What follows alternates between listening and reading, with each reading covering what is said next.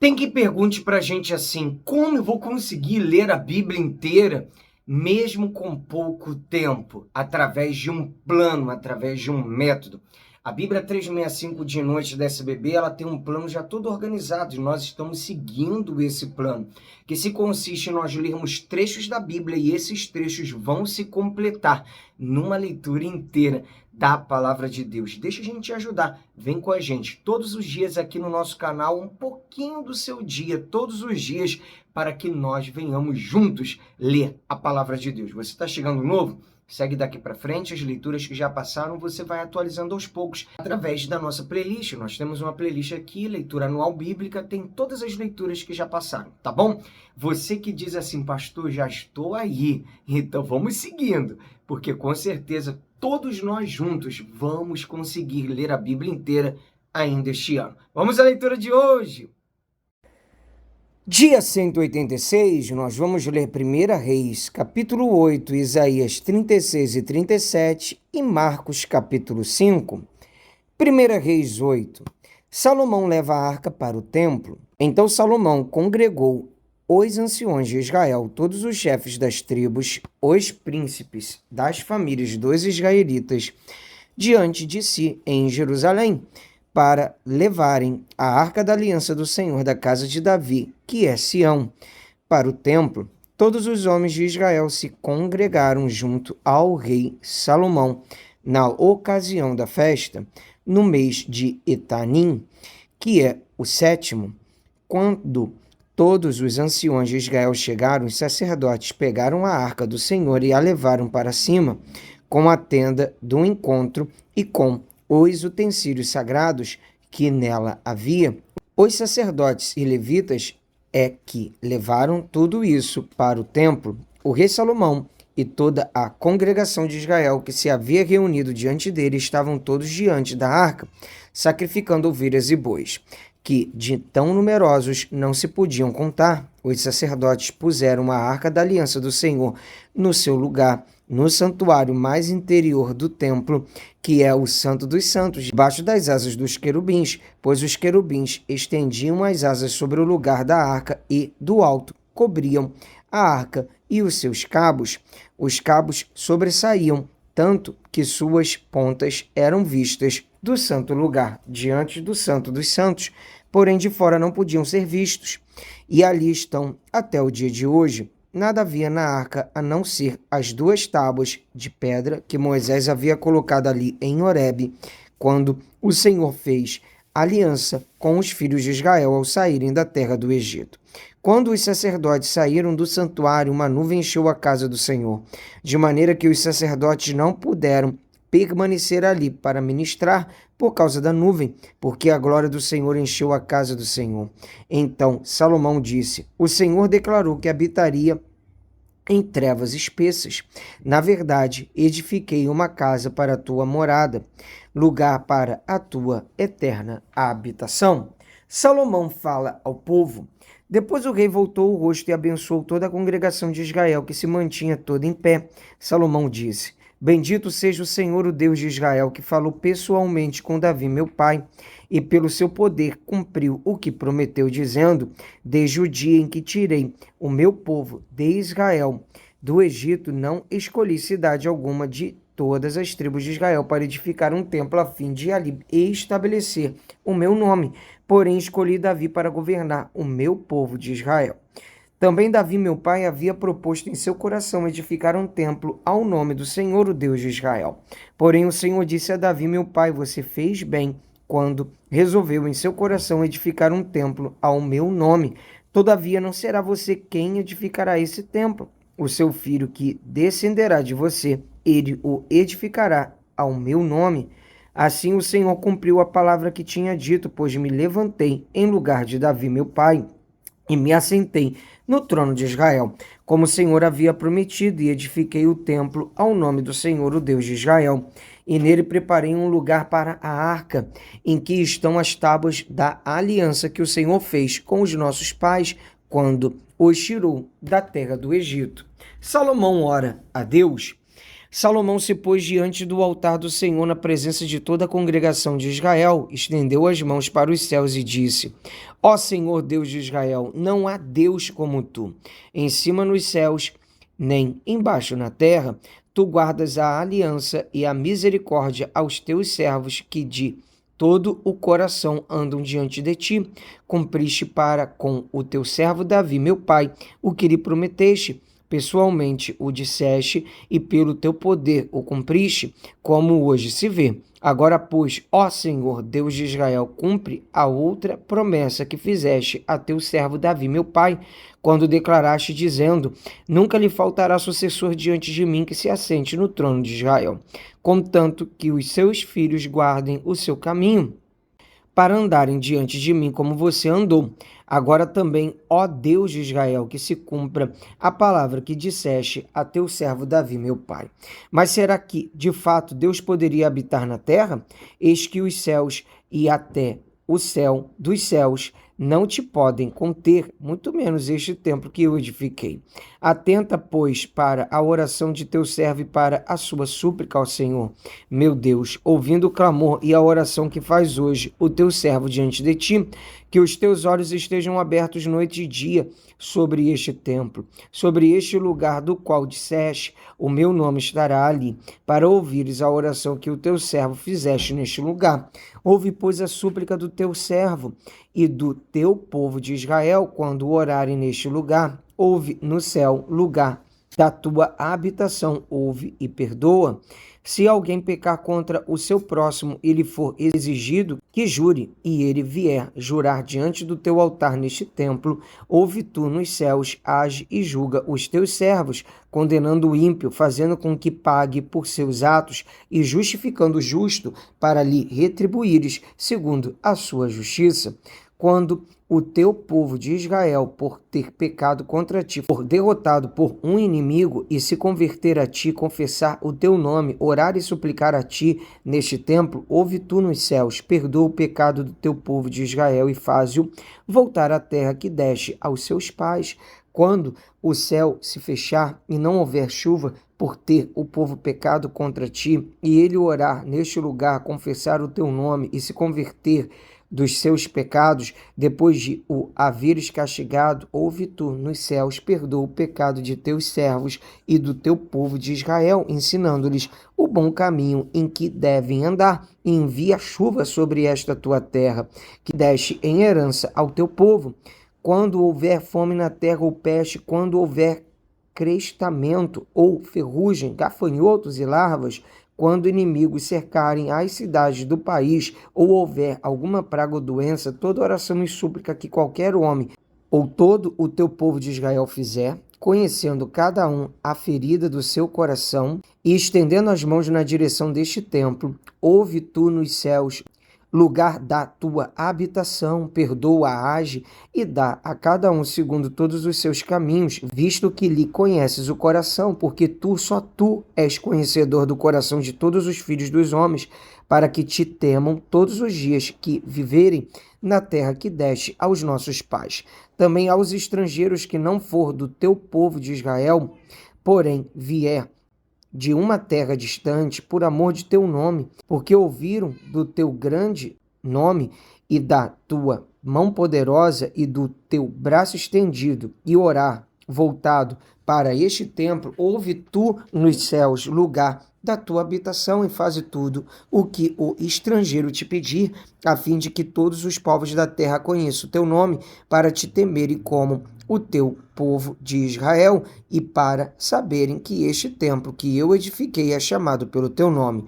Quando o teu povo sair à guerra contra o seu inimigo pelo caminho por onde os enviares, e orarem ao Senhor voltados para esta cidade que tu escolheste e para este templo que edifiquei ao teu nome, ouve tu nos céus a sua oração e a sua súplica, e faze-lhes justiça quando pecarem contra ti, pois não há ninguém que não peque, e tu te indignares contra eles e os entregares às mãos do inimigo, a fim de que os leve cativos à terra inimiga, longe ou perto daqui, e se na terra onde forem levados cativos caírem em si e se converterem vierem e na terra do seu cativeiro te suplicarem, dizendo: pecamos, procedemos mal e cometemos iniquidade, e se eles se converterem a ti de todo o seu coração e de toda a sua alma, na terra de seus inimigos que os levarem cativos, e orarem a ti, voltados para a sua terra, que deste aos seus pais, para esta cidade que escolheste, para o templo que edifiquei ao teu nome, ouve tu nos céus, lugar da tua habitação, a sua prece e a sua súplica, e faze-lhe justiça, perdoa ao teu povo que houver pecado contra ti, todas as suas transgressões que houverem cometido contra ti, e move tu a compaixão os que os levaram cativos, para que se compadeçam deles, porque é o teu povo e a tua herança, que tiraste da terra do Egito, do meio da fornalha de ferro, para que os teus olhos estejam abertos à súplica do teu servo e à súplica do teu povo de Israel, a fim de os ouvires em tudo o que clamarem a ti, pois tu, ó Senhor Deus, os separaste dentre todos os povos da terra para serem a tua herança, como falaste por meio do teu servo Moisés, quando tiraste do Egito os nossos pais. Salomão abençoou o povo. Quando Salomão acabou de fazer ao Senhor toda esta oração e súplica, ele se levantou de diante do altar do Senhor, onde tinha se ajoelhado com as mãos estendidas para os céus. Ele se pôs em pé e abençoou toda a congregação de Israel em alta voz, dizendo: bendito seja o Senhor que deu repouso ao seu povo de Israel, segundo tudo o que havia prometido. Nenhuma só palavra falhou de todas as boas promessas que fez por meio de Moisés, seu servo. Que o Senhor nosso Deus esteja conosco, assim como esteve com os nossos pais. Que ele não nos deixe nem nos abandone, que ele faça com que o nosso coração se incline para ele, a fim de andarmos em todos os seus caminhos e guardarmos os seus mandamentos e os seus estatutos e os seus juízos que ordenou os nossos pais. Que estas minhas palavras, com que supliquei diante do Senhor, estejam presentes diante do Senhor nosso Deus de dia e de noite, para que ele faça justiça ao seu servo e ao seu povo de Israel, segundo cada dia o exigir, para que todos os povos da terra saibam que o Senhor é Deus e que não há outro, que o coração de vocês seja fiel para com o Senhor nosso Deus, para andarem nos seus estatutos e guardarem os seus mandamentos, como vocês estão fazendo hoje. A conclusão da solenidade. Então o rei e todo Israel com ele ofereceram sacrifícios ao Senhor. Salomão ofereceu em sacrifício pacífico ao Senhor 22.000 bois e 120.000 ovelhas. Assim o rei e todos os filhos de Israel consagraram a casa do Senhor. No mesmo dia o rei consagrou o meio do átrio que estava diante da casa do Senhor, pois ali ofereceu os holocaustos e as ofertas com a gordura dos sacrifícios pacíficos. Ele fez isso porque o altar de bronze que estava diante do Senhor era muito pequeno para nele caberem os holocaustos, as ofertas de cereais e a gordura dos sacrifícios pacíficos. Nesse tempo, Salomão celebrou a festa e todo o Israel com ele, uma grande congregação, desde a entrada de Amate até o rio do Egito, diante do Senhor, nosso Deus. Celebraram durante 7 dias, além dos primeiros 7, a saber, 14 dias. No 8º dia desta festa, Salomão pediu o povo, e eles abençoaram o rei. Então voltaram para as suas tendas, alegres e de coração contentes por causa de todo o bem que o Senhor tinha feito a Davi, seu servo, e a Israel, seu povo. Vamos ler agora Isaías, capítulo 36. Senaqueribe invade Judá. No 14º ano do reinado de Ezequias, Senaqueribe, rei da Assíria, atacou todas as cidades fortificadas de Judá e as conquistou. O rei da Assíria, que estava em Laquis, enviou Rabsaque com um grande exército a Jerusalém, ao rei Ezequias. Ele parou na extremidade do aqueduto do tanque superior, junto ao caminho do campo do lavandeiro. Quem saiu ao encontro dele foram Eliaquim, filho de Ilquias, o responsável pelo palácio, Sebna, o escrivão, e Joá, filho de Asaf, o cronista. Rabsaque afronta Ezequias e o Senhor. Rabsaque disse: sigam a Ezequias. Assim diz o grande rei, o rei da Assíria, Que confiança é essa que você tem? Bem posso dizer que o seu conselho e o seu poder para a guerra são meras palavras. Em quem você está confiando para que se rebele contra mim? Você confia nesse bordão de caniço esmagado que é o Egito? Se alguém se apoiar no caniço, ele vai espetar e furar a mão. Assim é Faraó, rei do Egito, para todos os que nele confiam. Mas se você me diz, confiamos no Senhor nosso Deus, eu pergunto, não é esse aquele cujos lugares altos e altares Ezequias removeu, dizendo a Judá e a Jerusalém que deveriam adorar somente diante do altar em Jerusalém? Agora, pois, comprometa-se com meu senhor, o rei da Assíria, e eu lhe darei 2.000 cavalos, se você puder achar cavaleiros para montá-los. Como você poderia repelir um oficial do meu senhor, o rei, mesmo que seja um dos menores, e confiar no Egito para obter carros de guerra e cavaleiros? E será que você pensa que é sem o consentimento do Senhor Deus que eu vim contra esta terra para a destruir? Foi o próprio Senhor quem ordenou que eu atacasse a terra e a destruísse. Então Eliaquim, Sebna e Joá disseram a Rabizaque: por favor, fale com estes seus servos em aramaico, porque nós o entendemos. Não fale em hebraico, aos ouvidos do povo que está sobre a muralha. Mas Rabizaque lhes respondeu: você pensa que o meu senhor me enviou para dizer estas palavras apenas a você e ao seu rei? Ele me enviou para falar também aos homens que estão sentados sobre a muralha e que junto com vocês terão de comer o seu próprio excremento e beber a sua própria urina. Então Rabizaque se pôs em pé e gritou em hebraico: escutem as palavras do grande rei, ó rei da Assíria. Assim diz o rei: não deixem que Ezequias os engane, pois ele não poderá livrá-los. Não deixem que Ezequias os leve a confiar no Senhor, dizendo: o Senhor certamente nos livrará, e esta cidade não será entregue nas mãos do rei da Assíria. Não deem ouvidos a Ezequias, porque assim diz o rei da Assíria: façam as pazes comigo e se entreguem. Então cada um comerá da sua própria videira e da sua própria figueira, e beberá a água da sua própria cisterna, até que eu venha e os leve para uma terra como a de vocês, terra de cereal e de vinho, terra de pão e de vinhas. Não deixem que Ezequias os engane, dizendo: o Senhor nos livrará. Será que os deuses das nações puderam livrar cada um a sua terra das mãos do rei da Assíria? Onde estão os deuses de Amate e de Arpade? Onde estão os deuses de Sefarvaim? Será que eles livraram Samaria das minhas mãos? De todos os deuses destes países, quais foram os que livraram a sua terra das minhas mãos? Então como o Senhor poderá livrar Jerusalém das minhas mãos? Eles, porém, ficaram calados e não lhe responderam palavra, porque assim lhes havia ordenado o rei. Não lhe respondam. Então Eliaquim, filho de Ilquias, o responsável pelo palácio, e Sebna, o escrivão, e Joá, filho de Asaf, o cronista, voltaram para junto do rei Ezequias com as suas roupas rasgadas e lhe contaram o que Rabizaque tinha dito.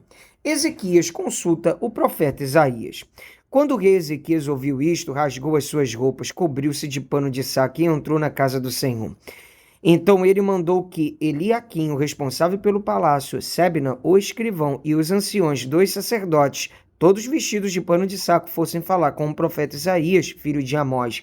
Eles lhe disseram: assim diz Ezequias, este dia é dia de angústia, de castigo e de vergonha. Como se costuma dizer, chegou a hora de a criança nascer, mas a mãe não tem forças para dar à luz.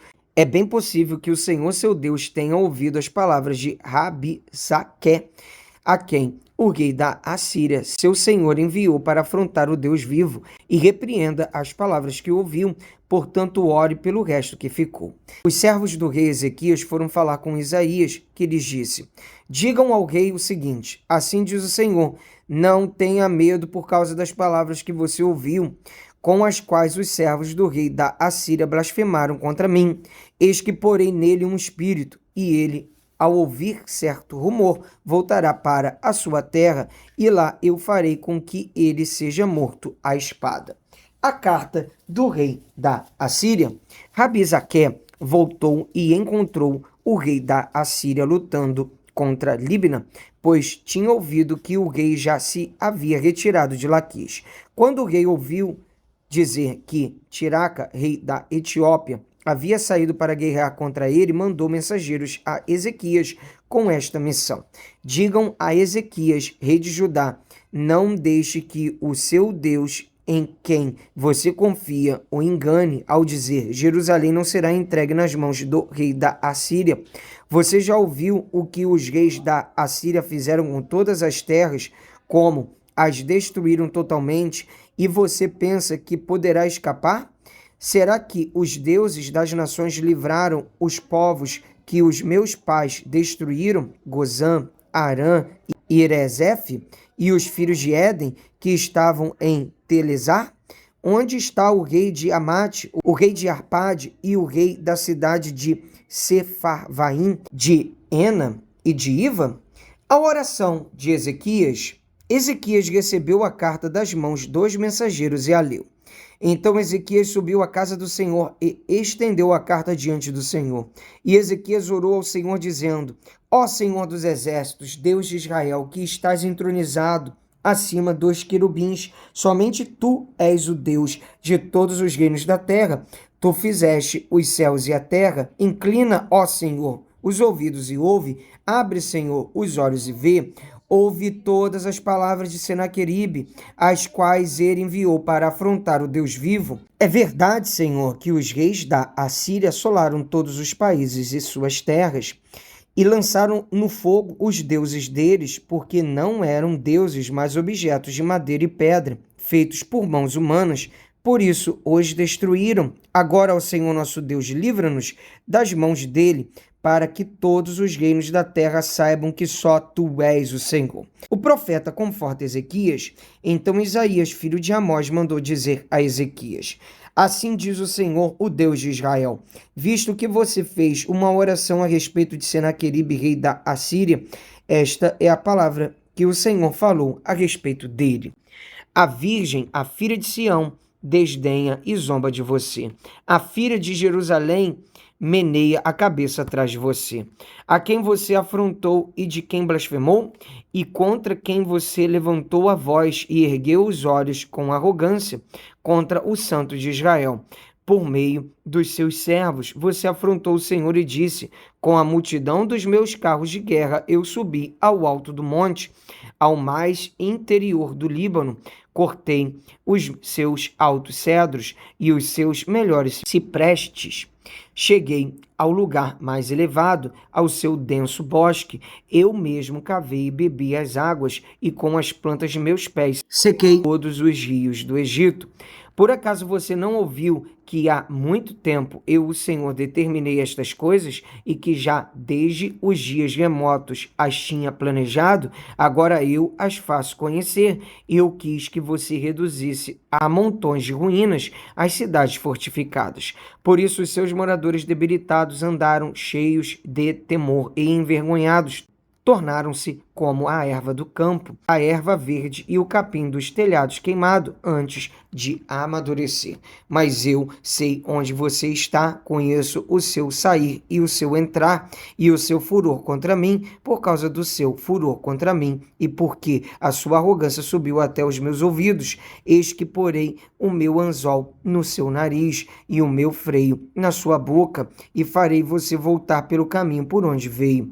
E isto será o sinal para você, rei Ezequias. Neste ano se comerá o que nascer espontaneamente, e no segundo ano o que daí proceder.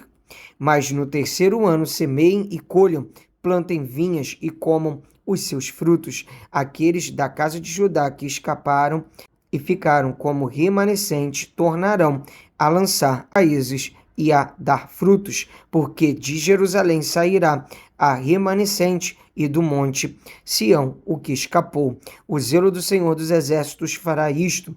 Portanto, assim diz o Senhor a respeito do rei da Assíria: ele não entrará nesta cidade, nem lançará nela flecha alguma, não virá diante dela com escudo, nem construirá rampas de ataque contra ela pelo caminho por onde vier, por esse voltará, mas nesta cidade não entrará, diz o Senhor. Porque eu defenderei esta cidade para a livrar, por amor de mim e por amor do meu servo Davi. A destruição do exército assírio.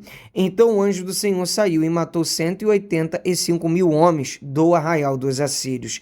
De manhã, quando os restantes se levantaram, lá estavam todos aqueles cadáveres. Então Senaqueribe, rei da Assíria, levantou o acampamento, foi embora, voltou para Nínive e por lá ficou. Certo dia, quando ele estava adorando no templo de seu deus Nisroque, os seus filhos Adrameleque e Sarezer o mataram à espada. Depois fugiram para a terra de Ararate, e Esar-Adom, filho de Senaqueribe, reinou em seu lugar. Vamos ler agora Marcos capítulo 5, a cura do endemoniado Gerazeno. Jesus e os discípulos chegaram à outra margem do mar, a terra dos Gerazenos. Ao desembarcar, logo um homem possuído de espírito imundo veio dos túmulos ao encontro de Jesus.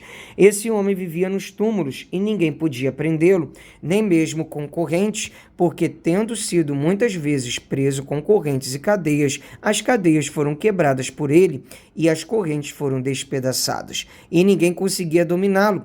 Andava sempre de noite e de dia, gritando por entre os túmulos e pelos montes, ferindo-se com pedras. Quando de longe viu Jesus, correu e prostrou-se diante dele, gritando em alta voz: O que você quer comigo, Jesus, filho do Deus Altíssimo? Por Deus, peço-lhe que não me atormente.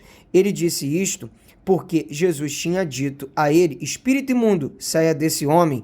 Então Jesus lhe perguntou: Qual é o seu nome? Ele respondeu: Legião é o meu nome, porque somos muitos. E pediu-lhe com insistência que não os mandasse para fora do país. Ora, uma grande manada de porcos estava pastando ali pelo monte, e os espíritos imundos pediram a Jesus: Mande-nos para os porcos, para que entremos neles. E Jesus o permitiu. Então, saindo os espíritos imundos, entraram nos porcos, e a manada, que era cerca de 2.000, precipitou-se de espinhadeiro abaixo para dentro do mar, onde se afogaram. Os que tratavam dos porcos fugiram e foram anunciá-lo na cidade e pelos campos. Então o povo saiu para ver o que tinha acontecido. Aproximando-se de Jesus, viram o endemoniado, o que antes estava dominado pela legião, assentado, vestido em perfeito juízo, e temeram.